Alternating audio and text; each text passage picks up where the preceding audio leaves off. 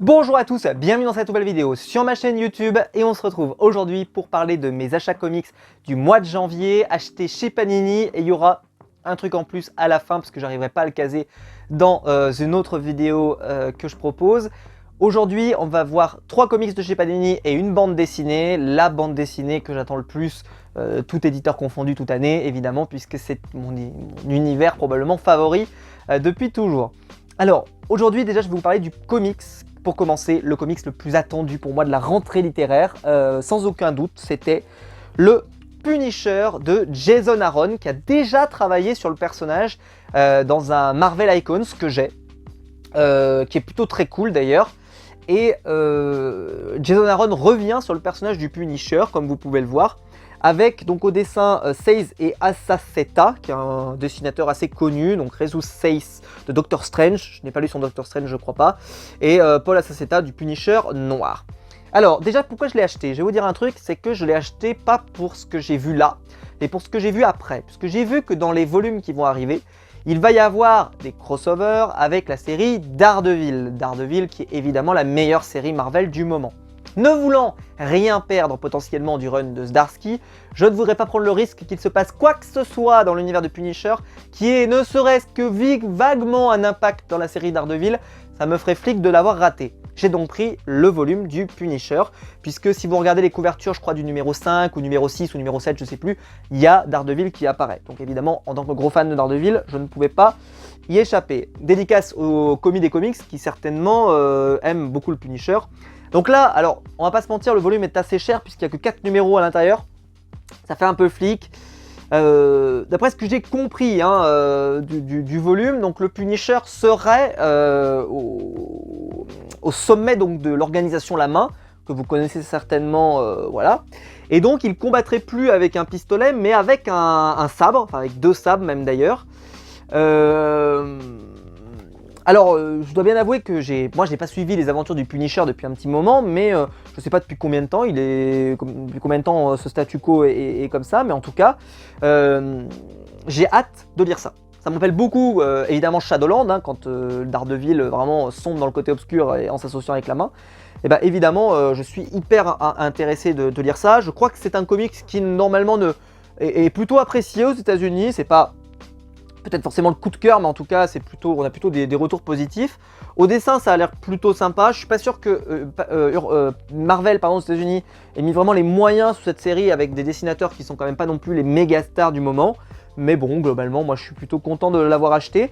Je l'ai pas encore lu, je vous le dis tout de suite parce que voilà, je vous en parle là sans l'avoir lu, donc je vais pas aller très loin dans le récit parce que voilà, je l'ai reçu que très récemment. Mais en tout cas, le Punisher est vraiment un personnage que j'ai toujours apprécié. J'espère qu'il n'y aura pas 50 tomes non plus de la série Punisher. Jason Aaron, pendant une longue période, moi je disais que c'est une assurance tout risque. Quand vous achetiez tout ce qu'il achète, tout ce qu'il faisait, c'était vraiment génial. Et puis là, avec son run sur les Avengers, qui vraiment est assez moyen, moi je trouve pas qu'il est nul, mais assez moyen, et ben évidemment, voilà, son image est un tout petit peu égratignée parce qu'avant ça, il faisait que des masterclass. Il allait sur Wolverine, c'était génial. Sur Thor, c'était génial. Sur Wolverine and the X-Men, c'était génial. Qu'est-ce qu'il a fait d'autre? Son Doctor Strange, qui est génial, qui est sorti en omnibus. Il avait travaillé sur quoi aussi? Je sais plus. Il a dû faire d'autres trucs aussi à Jason Aaron, parce qu'il a fait beaucoup de trucs en indépendant après. Mais bon, peu importe. Mais en tout cas, voilà, c'est un auteur qui est plutôt très prolifique et j'adore la couverture. D'ailleurs, je vous l'ai peut-être pas dit, mais voilà, c'est très très beau et donc je suis très content de l'avoir celui-ci dans ma collection et j'ai hâte de le lire. Ensuite, le volume attendu mais redouté. Voilà, c'est assez étonnant de dire ça comme ça, mais je vais le dire comme je le pense. C'est évidemment la purge annoncée, Hulk versus Thor, par Donny Cates, qui nous présente un blockbuster, voilà, avec Kokolo au dessin, et donc c'est la suite de Thor et de Hulk, scénarisé par Donny Cates. Si vous écoutez les rubriques de G, c'est probablement la pire bande dessinée produite par un être humain depuis l'invention du feu. J'exagère un peu, mais en tout cas cette année, il a l'air d'être assez... tout ce qui a été fait sur Hulk, en tout cas, a l'air d'être vraiment pourri. Donc j'y suis allé avec un a priori négatif, comme le tome 1 de Hulk d'ailleurs. Je sais pas si vous vous souvenez, je vous avais dit que le a priori négatif, et que globalement c'était pas si horrible que ça. Bon, là, honnêtement, il se passe pas grand-chose. Ça tape dans la gueule de Thor et Bruce Banner, mais ça raconte rien. Il se passe rien. J'ai l'impression que Donny Cates n'est pas inspiré. Non mais sans déconner. En fait, il essaye de faire un run sur le personnage de Hulk et de Thor. Il se dit bon, bah, je vais les mettre ensemble, ça va faire un truc un peu sympa, un peu costaud. Mais au final, je trouve que ça ne raconte pas grand-chose. Évidemment, comme tout événement, pardon. Bah voilà, là ça n'a pas vraiment de conséquences malheureuses d'une certaine manière, hein. En gros, vous ne l'avez pas lu, c'est pas très intéressant. Et puis bah artistiquement parlant, je trouve que ça n'a pas énormément d'intérêt. Bon, les planches sont pas hideuses non plus, mais on n'est pas du tout sur un truc vraiment incroyable. Vous voyez, vous avez ce genre de planches qui sont plutôt sympas, hein. Mais globalement, comme je vous l'ai dit, hein, c'est vraiment de la baston. De toute façon, le Hulk, il est un petit peu comme ça en ce moment. Je sais pas trop quoi vous dire. Alors bon, il y a vraiment ce moment-là qui est un peu stylé, mais globalement, ça n'a pas grand intérêt. Et puis voilà, après, vraiment, c'est du...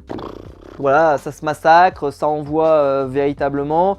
Je l'ai déjà dit, moi je trouve que Donny Cates, ce qu'il fait sur Thor, moi ça me plaît pas. Alors je suis moins investi sur le personnage de Hulk, donc globalement s'il fait n'importe quoi, ça me dérange moins.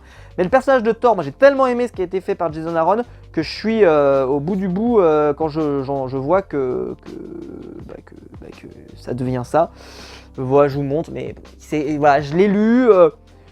Bon, est-ce que c'est le pire comics que j'ai jamais lu? Certainement pas, hein. Il y a forcément des daubes plus importantes que ça. Maintenant, voilà, Banner of War, est-ce qu'il faut l'acheter? Je pense pas, c'est pas non plus...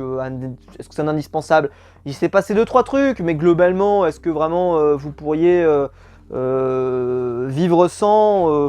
J'aurais une tendance à vous répondre que oui, hein, parce que à la fin, on revient à une forme de statu quo, mais bon...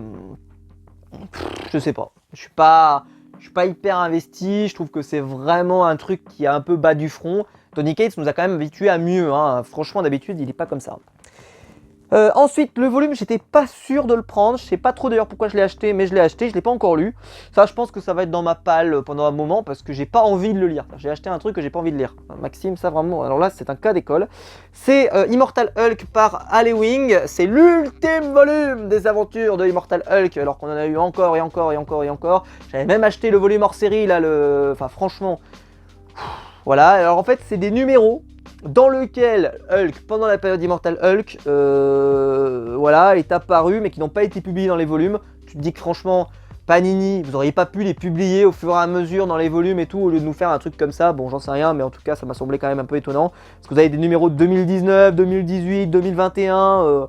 Bon, voilà. Donc vous avez Immortal Hulk The Best Defense, Defenders The Best Defense, Apocalypse Carnage Immortal Hulk, ça celui-là je l'avais déjà lu et il était pas terrible en plus.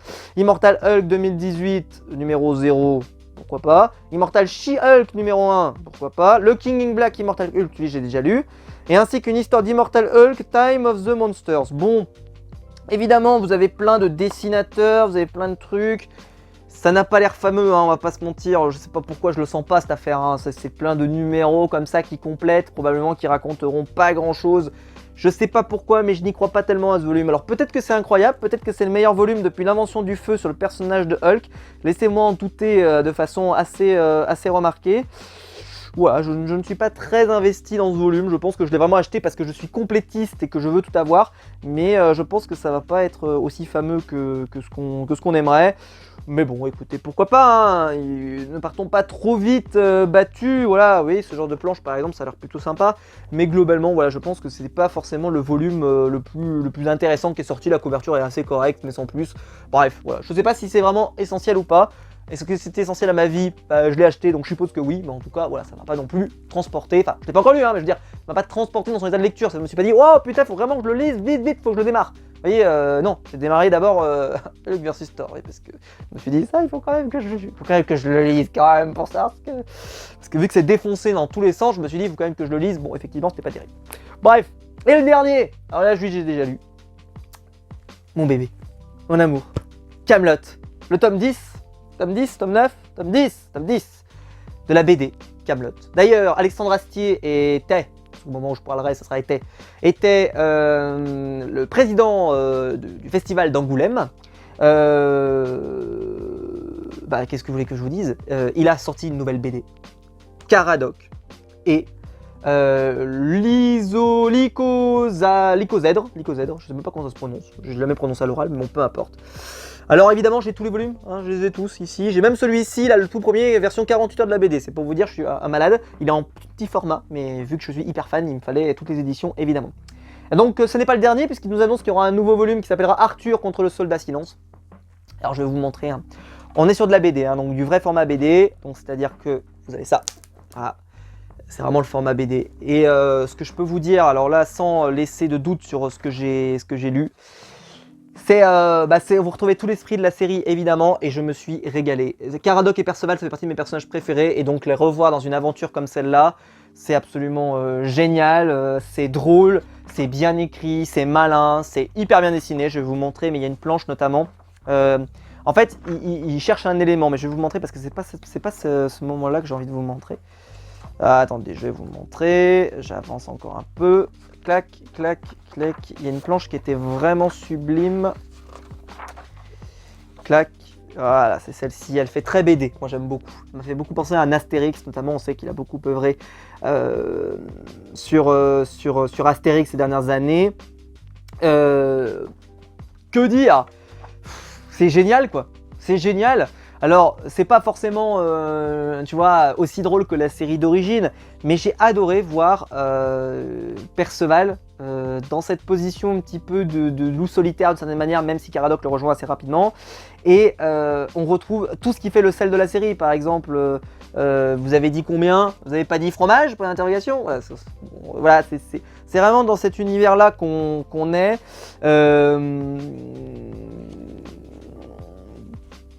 Puis vous avez vraiment le phrasé Kaamelott, vous voyez, avec des verbes comme tripoter, machin, etc. Enfin bref, j'ai absolument adoré. C'est un peu cher évidemment parce que c'est une bande BD, hein, donc par rapport aux comics, hein, évidemment, ça se lit très vite. C'est-à-dire que moi je l'ai lu en un quart d'heure, même pas 10 minutes. C'est même pas 10 minutes, je pense. Franchement, je l'ai dévoré.